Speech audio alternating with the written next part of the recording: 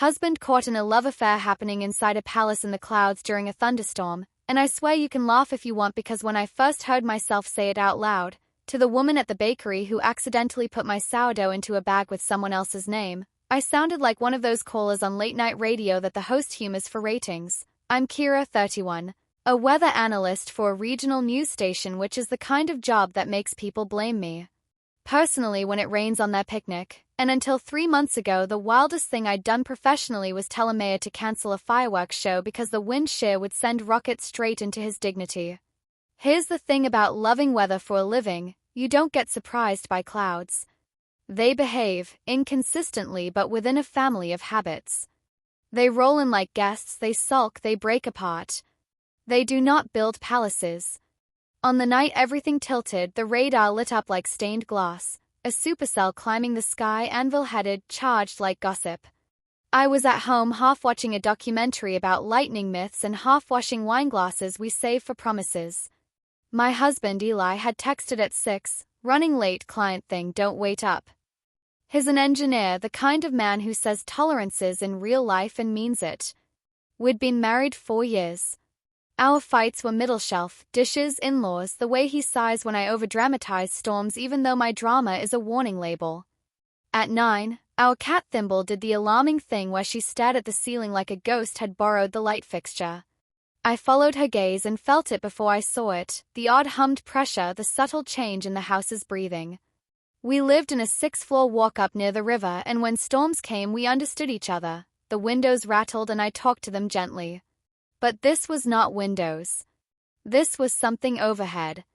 I stepped onto the fire escape and the sky was, how do I say this without sounding like I'm auditioning for a poem, busy. The storm churned slate blue, but above the churn, tucked into a seam of calmer air like a cufflink, there was a glow. Not lightning. Steady. Architectural. It wasn't a plane, planes move.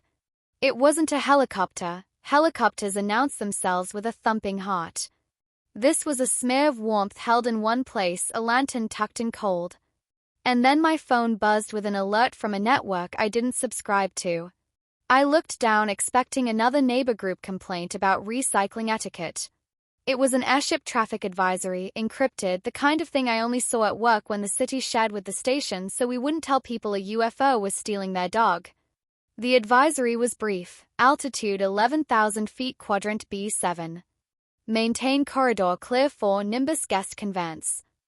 The name sat in my mouth like candy with a blade inside. Nimbus. I screenshot on reflex. The sender was a master dress I recognized anyway because sometimes your gut labels what your eyes won't, the boutique logistics firm Eli consulted for last year. They did high-elevation hospitality. I had thought it meant rooftop bars. I went back inside, sat on the edge of the bed, and opened Eli's shared calendar on my laptop because I'm a monster who prefers confirmed reality to tidy lies.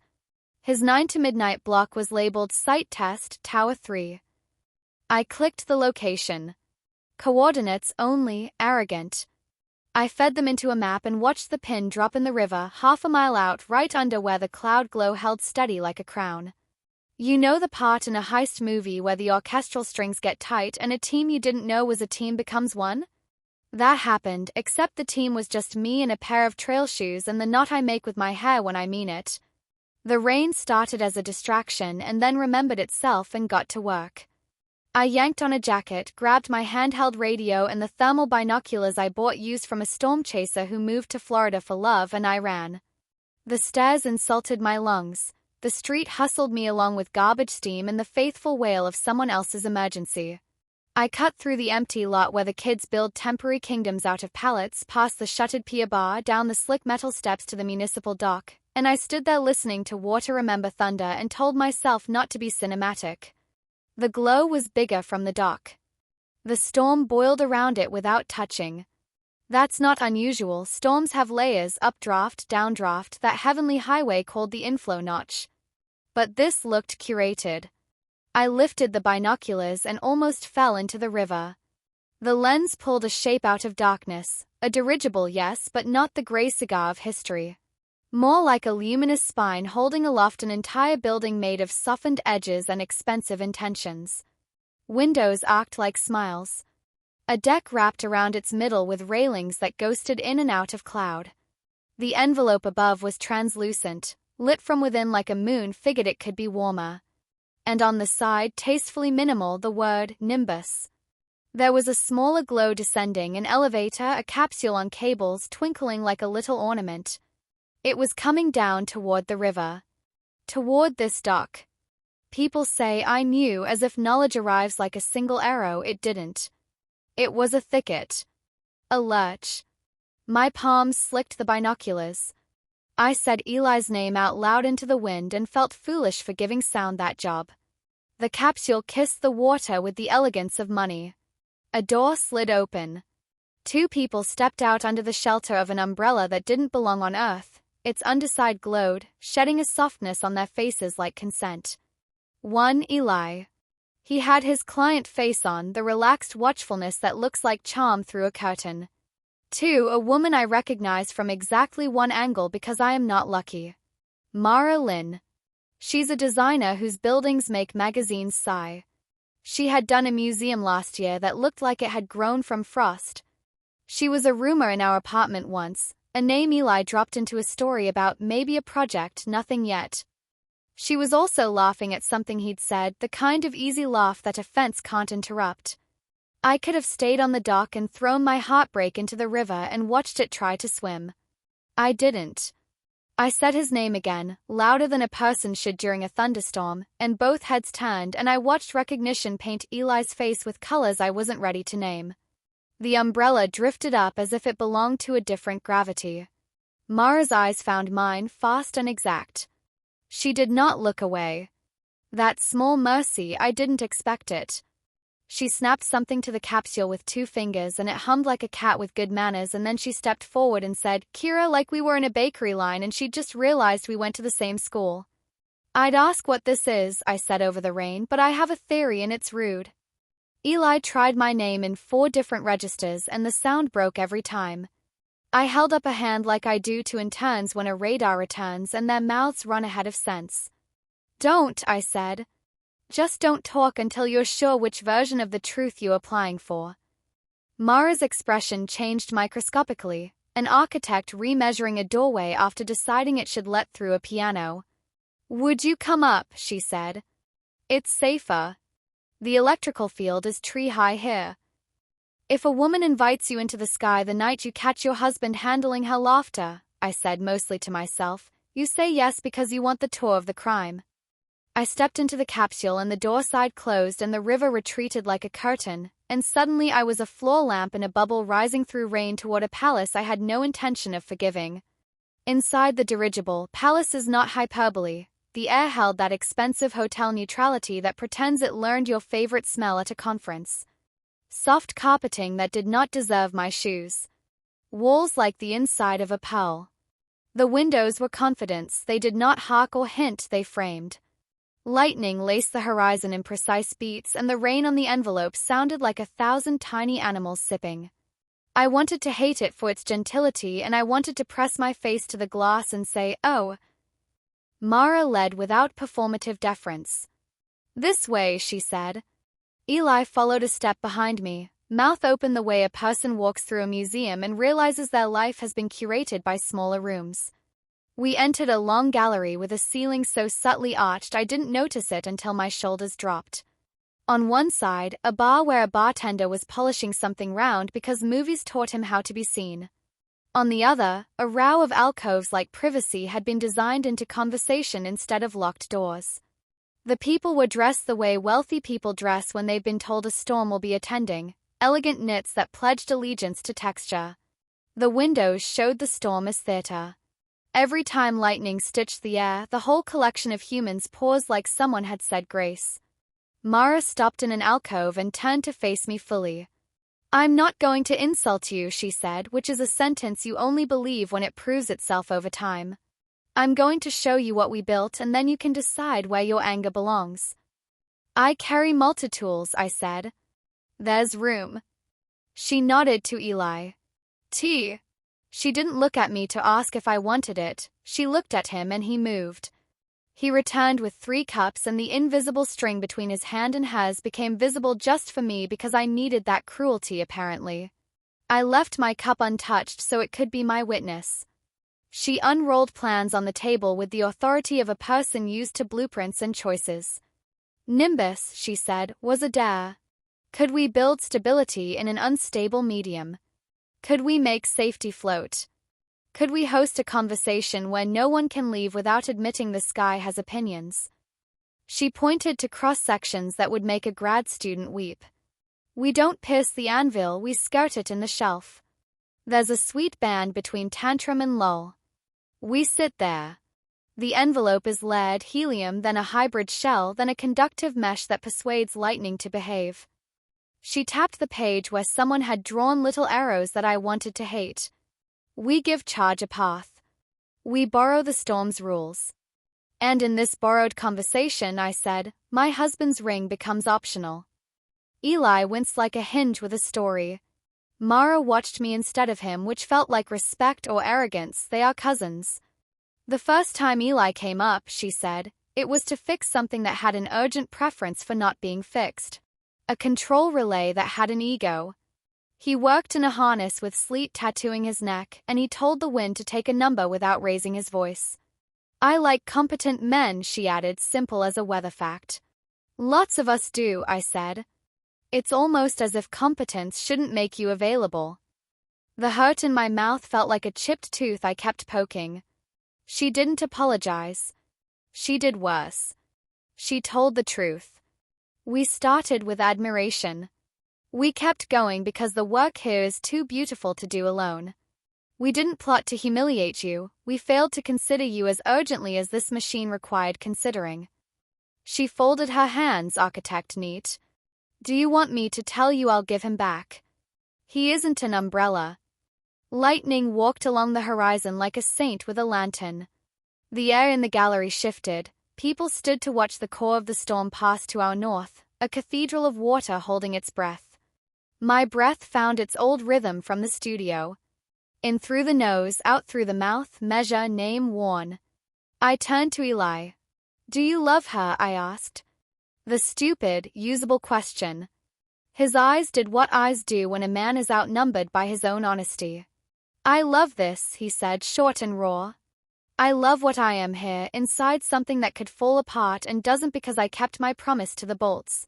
I love the way she talks to structure like it's worth the poetry. He swallowed without water. I wanted to bring you up.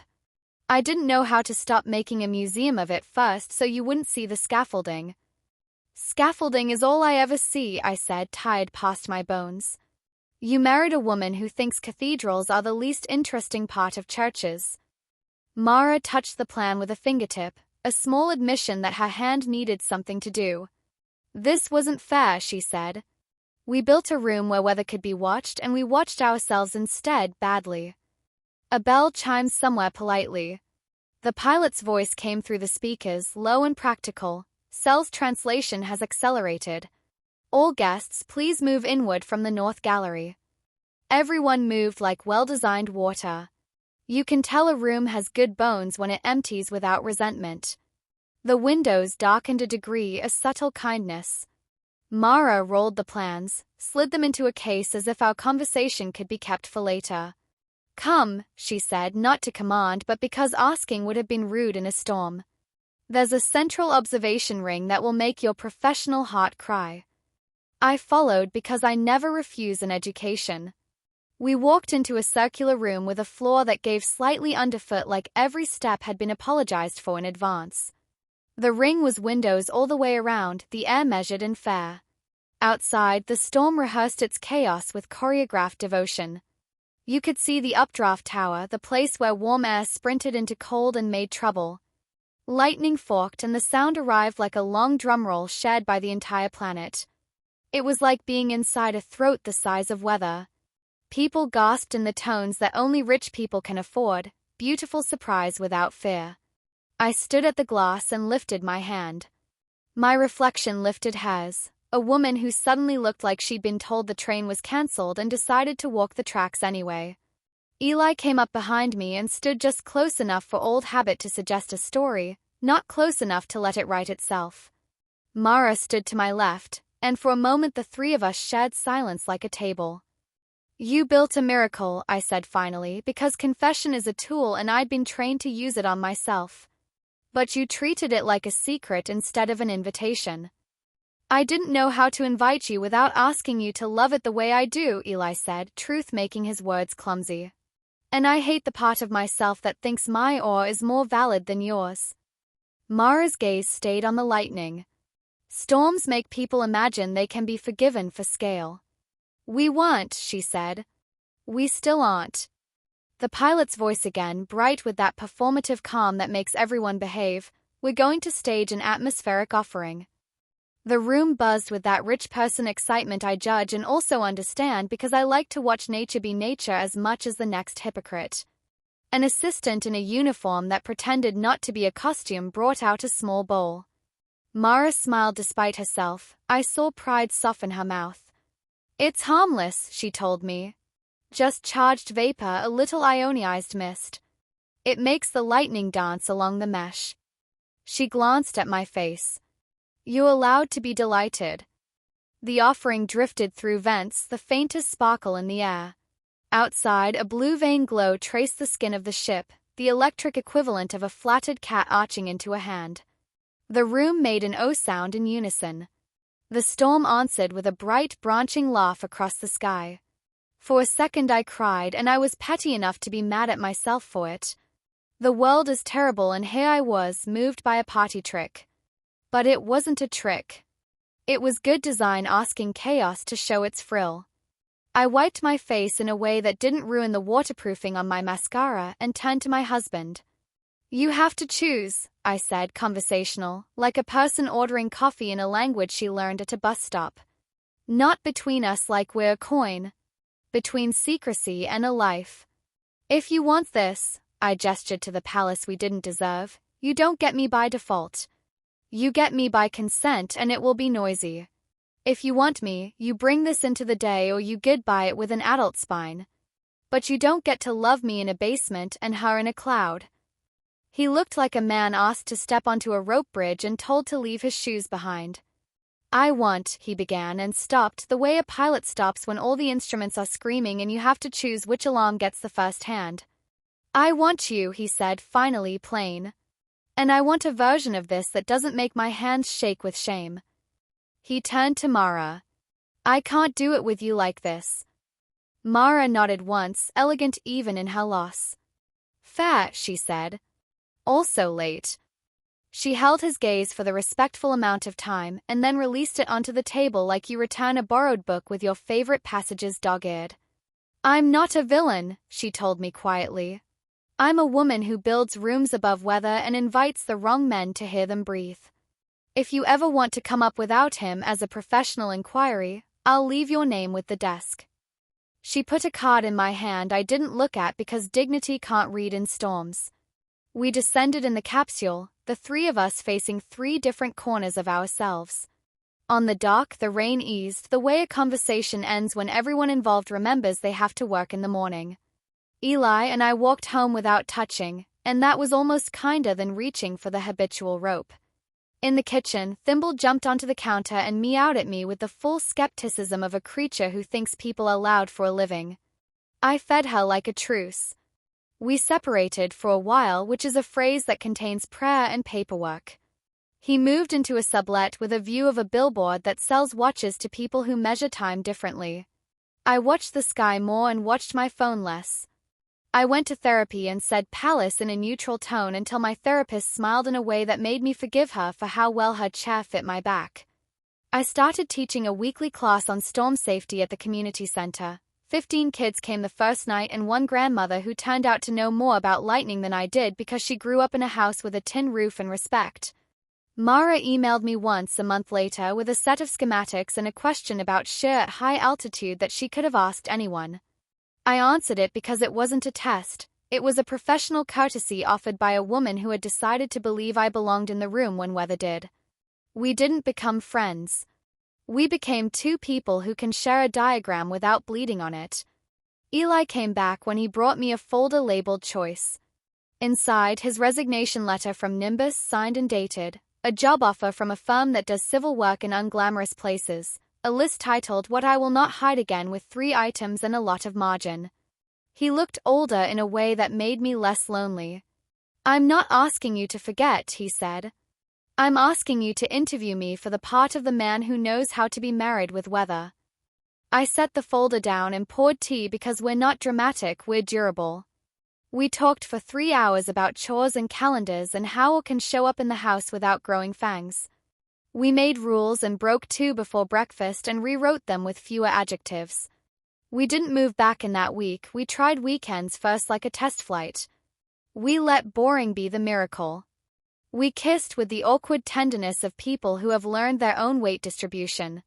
Sometimes, when a thunderhead stands up over the river like a cathedral with legs, I go to the dock and watch the sky practice its old tricks. If Nimbus glows in the seam, rarely, but it happens, I see it now without the neon of betrayal. It's just a building I visited that one time in the middle of a life. If the lightning grabs the mesh and purrs blue, I mutter party trick like a lullaby. If Mara's name appears in a headline about a new museum that looks like weather teaching itself restraint, I read the article all the way through and don't look for the part where a woman like me gets stabbed by narrative. Tonight the forecast says the humidity will forget its manners after midnight. I text the neighborhood group to bring their plants in because Wynn's going to do that flirty gone mean thing. Eli's chopping cilantro again, and I tease him about his form because it's the kind of joke marriage gets to keep. Thimble studies the ceiling, decides the ghosts can handle themselves, and curls into a comma that improves the sentence of our couch. The first rumble rolls across the river and I stand on the fire escape and let the air verify itself against my skin. I say to no one in particular, to the storm, to the palace I visited, to the woman who builds and the man who left and returned, I am weathered, not ruined. Then I go inside where the tea has made its gentle case, and when Eli asks upstairs with that new grin that means ordinary is sacred if you let it, I say upstairs, and behind the glass lightning writes its fast cursive love letters to the ground and keeps going.